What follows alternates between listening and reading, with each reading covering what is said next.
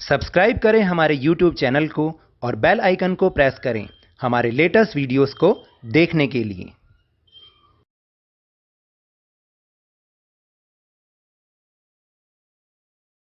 Hello and welcome to Lavneesh sir की class.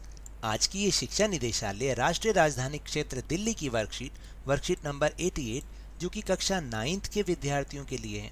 यह ली गई है सामाजिक विज्ञान के लोकतांत्रिक राजनीति विषय से और इसमें हम पाठ 3 चुनावी राजनीति की पुनरावृत्ति कर रहे हैं और ये पुनरावृत्ति कार्यपत्रक नंबर 1 है। तो चलिए बिना समय गंवाए शुरुआत करते हैं मेरे साथ और समझने की कोशिश करते हैं। पहला प्रश्न है कि हमारे देश में चुनाव साधारणतः कितने वर्षों के अंतराल में होते हैं?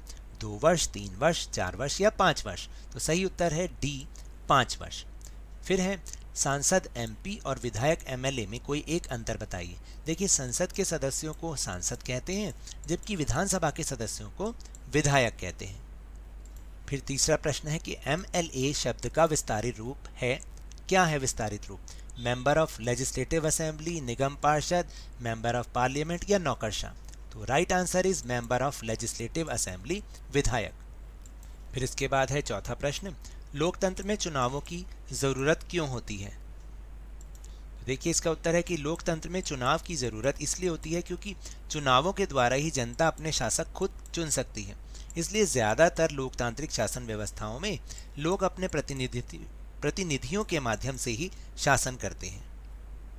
और फिर पांचवा प्रश्न, भारत के हरियाणा राज्य में न्याय युद्ध नामक आंदोलन का नेतृत्व किसने किया था? तो इसका सही उत्तर है चौधरी देवीलाल जी ने। फिर इसके बाद है छठा प्रश्न जो कि स्रोत आधारित प्रश्न है। दिए गए अनुच्छेद को पढ़कर उसके नीचे लिखे प्रश्नों के उत्तर दीजिए। चुनावी प्रतिद्वंद्विता का यही अर्थ है कि नियमित चुनावी मुकाबले का लाभ राजनीतिक दलों और नेताओं को मिलता है। वे जानते हैं कि अगर उन्होंने लोगों की इच्छा अनुसार मुद्दों को उठाया तो उनकी लोकप्रियता बढ़ेगी और अगले साल चुनाव में उनकी जीत की संभावना भी बढ़ जाएगी। लेकिन यदि वे अपने कामकाज से मतदाताओं को संतुष्ट करने में असफल रहते हैं तो वे अगला चुनाव नहीं जीत सकते।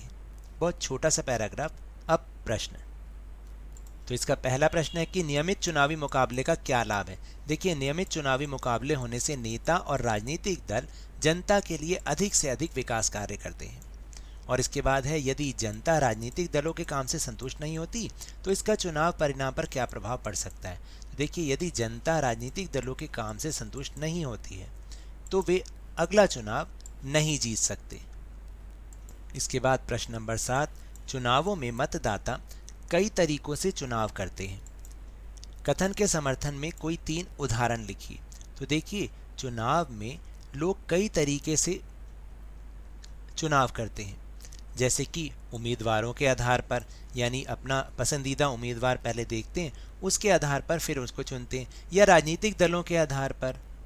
राजनीतिक दलों के आधार पर भी चुनावों में मतदाता वोट करता है और चुनाव करता है। और फिर राजनीतिक दलों की लोकप्रियता के आधार पर भी मतदाता अपने वोट उन्हें देते हैं। उसके बाद 8वां प्रश्न, क्या बिना चुनाव के भी लोकतांत्रिक ढंग से प्रतिनिधियों का चुनाव किया जा सकता है? यदि हाँ तो कैसे, और यदि नहीं तो क्यों? तो देखिए, नहीं, बिना चुनाव के लोकतांत्रिक ढंग से प्रतिनिधियों का चुनाव नहीं किया जा सकता।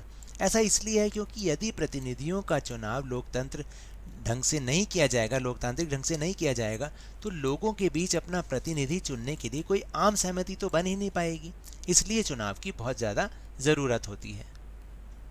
फिर प्रश्न नंबर 9 जो कि बहुत ही इंपॉर्टेंट है, चुनाव को लोकतांत्रिक बनाने वाले आधार कौन कौन से हैं?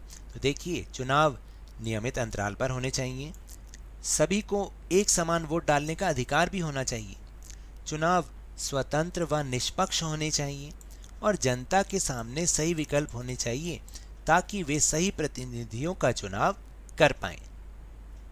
फिर है प्रश्न नंबर 10, आपके अनुसार राजनीतिक दलों द्वारा चुनाव लड़ने से समाज को क्या लाभ होता है?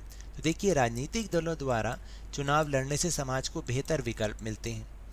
दूसरा, राजनीतिक दल ही लोगों की भलाई के लिए कार्य करते हैं। और फिर तीसरा है कि राजनीतिक दल ही जनता की समस्याओं को सही मंच पर उठाकर उनका समाधान सरकार से करवाने के लिए सरकार पर दबाव डालते हैं। तो ये तो थी आज की वर्कशीट। अगर मेरे इस तरह समझाने से आपको थोड़ा सा भी समझ में आया हो तो इस चैनल को ज़्यादा से ज़्यादा सब्सक्राइब कीजिए, लाइक कीजिए और बहुत ज़्यादा शेयर भी कीजिए। और हाँ, मेरे साथ इसी तरह आसानी से वर्कशीट को समझते रहिए, लेकिन ध्यान और मन लगाकर पूरी मेहनत और लगन के साथ पढ़ते रहिए। और अगर आपको कोरोना वायरस को हराना है ना, तो मास्क अवश्य लगा के रखिए और जब भी उपलब्ध हो और जब भी संभव हो इसका टीकाकरण अवश्य कराएं, क्योंकि कोरोना को हराना है और ज़िंदगी को एक बार फिर से सुहाना बनाना है। इसी उम्मीद के साथ बहुत बहुत धन्यवाद।